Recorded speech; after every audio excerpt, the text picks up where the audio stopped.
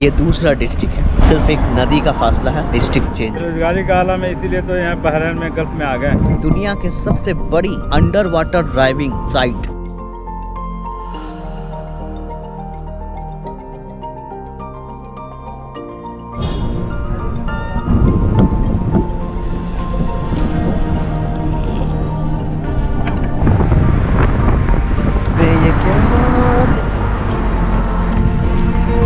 स्वागत है गाइस आप सबका एक और नई वीडियो में। तो फिलहाल मैं हूँ बहरीन की राजधानी मनामा में। तो ये है बहरीन क्रिक।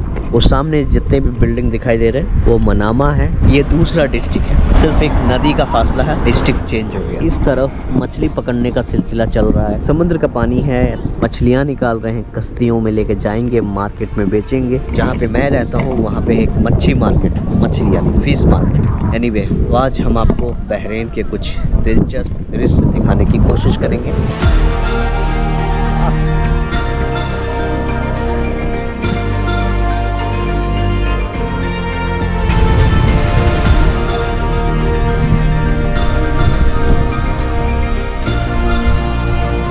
एक चीज़ मैंने नोटिस किया कि कतर और बहरीन की जो मिट्टी है वो बाकी अरब ममालिक से डिफरेंट है। अरब के किसी भी ममालिक में जाएंगे तो वहाँ पे ब्राउन कलर का स्टोन, ब्राउन कलर की मिट्टियाँ, बट कतर और बहरीन में ये चीज़ें वाइट हो जाती हैं। आप कमेंट करके बताएं ऐसा क्यों।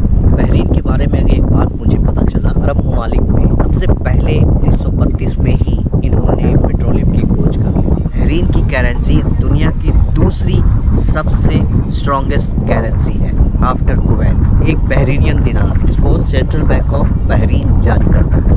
एक बहरीनियन दिनार की कीमत है 226 रुपया। मैं यहाँ देखा जब से, यहाँ के लोग बहुत अमीर हैं, यहाँ गरीब है ही नहीं है। हाँ, बल्कि ये लोग डोनेशन के नाम पर फलस्तीनी बच्चों के लिए, जो दुनिया भर में जो गरीब हैं उनके लिए अनुदान पेशकश करते हैं। उनके लिए जगह जगह बॉक्स बना रखा है, वहाँ पे आप उनके लिए कपड़े, खाना, पैसा जो कुछ भी डालना चाहते हैं डाल सकते हैं। फिर वो यहाँ की गवर्नमेंट उसे सेंड करती है बाकी मुस्लिम ममालिक में जहाँ पे मुस्लिमों की स्थिति अच्छी नहीं है। ये वाला सिस्टम मैंने लगभग सभी मुस्लिम कंट्रीज़ में, स्पेशली सभी अरब कंट्रीज़ में देखा है। यहाँ के लोग दिन भर पैसे कमाते हैं और रात को ऐश में उड़ाते हैं। ऐश का मतलब ये नहीं कि शराब और आप पीते हैं, नहीं, शराब यहाँ प्रतिबंध है। एक चीज़ और मैं बताना चाहता हूँ कि बहरीन में बिना किसी के इजाज़त के आप उसकी तस्वीर, वीडियो नहीं ले सकते हैं, ठीक है। लोग इतने पैसे यहाँ पे कमाते हैं, इतने पैसे कि अगर वो जितना भी कमा लें, एक दिन में चाहे 1 रुपया कमाएं या 100 दिनार कमाएं, उनको कोई भी सरकार को टैक्स वैक्स नहीं देना। इन लोग टैक्स नहीं देने के बावजूद भी इनको एक अच्छी लाइफस्टाइल, एक बेहतर इंफ्रास्ट्रक्चर, अच्छा हेल्थ केयर, बहुत कुछ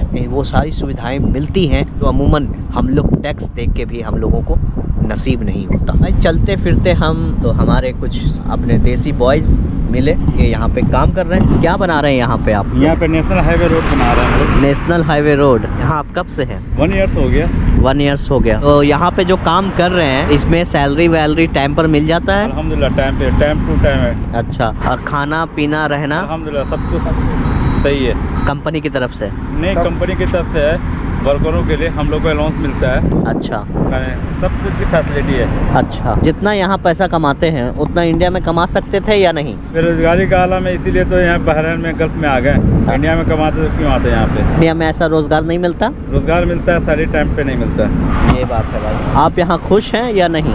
100% खुश है। खुश हैं। अगर आपको इस तरह का काम इंडिया में मिले तो आप कभी इधर आना चाहेंगे? बिल्कुल भी नहीं जी, बीवी बच्चे को कौन छोड़ के आ सकता है? ये 1 नहीं, 2 नहीं, 10 नहीं, 20 नहीं, लाखों करोड़ों पूरे मिडिल ईस्ट में जितने लोग काम कर रहे हैं, अपने इंडियन सब कॉन्टिनेंट के लोग, उन सबका ख्वाब एक ही है, अगर ये काम हमें अपने मुल्क में मिल जाए, अपने वतन में मिल जाए, अपने ही देश में मिल जाए तो हम कभी भी इन देशों की यात्रा नहीं करेंगे, है ना। अल्लाह सजा खैर करे कि आपको ऐसा दिन भी देखना पड़ेगा। सारे काम जो आप यहाँ कर रहे हैं ये काम एक दिन इंशाल्लाह इंडिया में ही होगा। यहाँ से बेहतर और बेहतरीन सैलरी मिलने की उम्मीद रहेगी, है ना।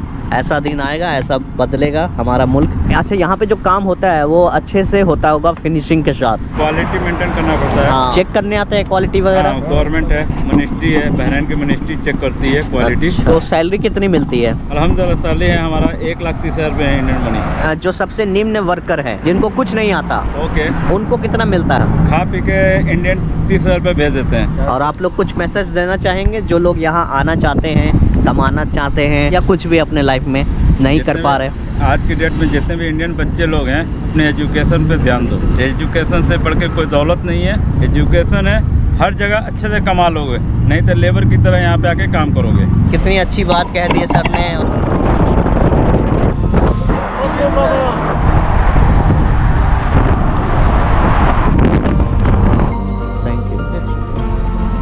आप लोग, हाँ बिल्कुल अच्छा हो गया, आपने बहुत खुशी हो गया, आपकी इतना हो गया आया अभी। एक चीज़, मैं घूम फिर कर दूसरे जगह आ गया, बीच काफ़ी कुछ हुआ। मैंने एक चीज़ गहराई से नोटिस किया कि यहाँ के जो लोकल लोग हैं वो ट्रैवलिंग ज़्यादा पसंद करते हैं। वो एक कार में, कैरावन कार है उनके पास, बीच के किनारे या किसी मैदान पर, वहाँ पर क्या करते हैं, जैसे हम लोग नए साल में पिकनिक मनाते हैं ना, ये लोग हर हफ्ते फ्राइडे एंड सैटरडे को हॉलीडे होता है पूरे मिडिल ईस्ट में, तो यहाँ पर ये लोग पिकनिक मनाते हैं। बीच का नाम है जुफैर बीच। उधर बिल्डिंग है सारी, समुद्र का आधा पानी इधर है। ये पूरा कंट्री समुद्र के चारों तरफ से घिरा पड़ा। ये लोग जो है ना कहीं भी घूमने फिरने जाते हैं, शाम के 4 बजे के बाद निकलते हैं, खुली स्थानों पर टेंट वेंट लगा के रहते हैं। यहाँ पे आपको अलग अलग कंट्री के, थाईलैंड गेट यानी वो थाईलैंड का रेस्टोरेंट है, यहाँ पे सीरिया का रेस्टोरेंट है, इंडियन रेस्टोरेंट था जो कोलकाता का आदमी बेच रहा था बिरयानी वगैरह, ये फलस्तीनियन रेस्टोरेंट है, थाईलैंड का झंडा लगा हुआ है। 7 ऐसे फैक्ट बताएंगे, आप सुनेंगे तो थोड़ा सा आश्चर्यजनक लगेगा। बहरीन मध्य पूर्व का सबसे छोटा देश है। नंबर 2, बहरीन का इतिहास लगभग 4500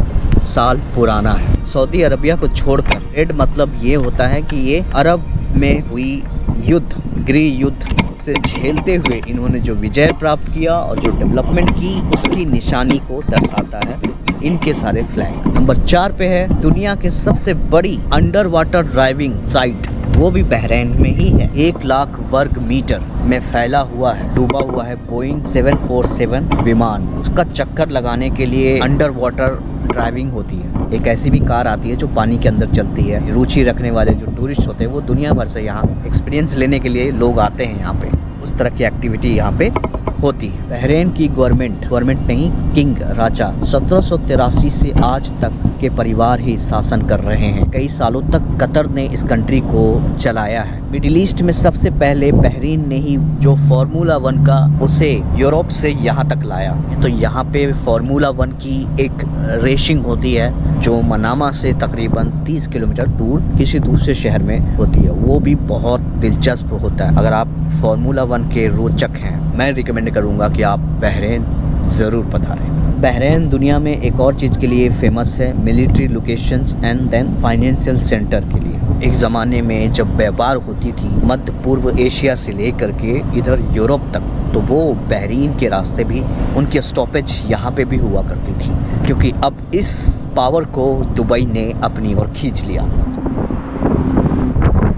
तो खाना पीना मैंने खा लिया, मुझे एक अरबी मिला है, कुछ मुझसे कहना चाहता है। कैमरे के पीछे उन्होंने बहुत कुछ कहा। ऐसे व्हीलचेयर की ज़रूरत है, जो व्हीलचेयर मैं चलाता हूँ वो व्हीलचेयर इनको चाहिए, क्योंकि ऐसे व्हीलचेयर नहीं होने की वजह से इनके पिताजी का वो मर गए। कैमरामैन फोकस करो, अंकल को दो। You need anything? Your name? Mohammed. Bahrain में, पूरे मिडिल ईस्ट में जो व्हीलचेयर इस्तेमाल करते हैं, स्पेशली यूरोपियन स्टैंडर्ड के व्हीलचेयर इस्तेमाल करते हैं, वो काफ़ी महंगा होता है। इन्होंने बहुत लंबी कहानी बताई जो कि मैं कैमरे में नहीं समझता हूँ कि सही है, किसी की भावना को ठेस पहुँचाना, किसी के बारे में कैमरे में बताना, लेकिन हम संक्षेप में आपको बता दिया। हम दुनिया में कहीं भी रहें, हम अपने देश में जो कुछ भी नई चीज़ें बन रही है या बन चुकी है उसका प्रचार प्रसार, local for vocal, vocal for local, जो हमारे प्रधानमंत्री का संदेश है हम लेके चलें। और लाखों करोड़ों इंडियन बाहर में रहते हैं, अपने देश के बनाई हुए चीज़ों को ज़्यादा प्रमोट नहीं करते हैं, तो इसके प्रमोट ना होने से बहुत से लोगों का नुकसान हो जाता है। जैसे ये कल बता रहे हैं कि ये व्हीलचेयर अगर इसे 6 महीने पहले मिल जाता तो इनके पिताजी बच जाते।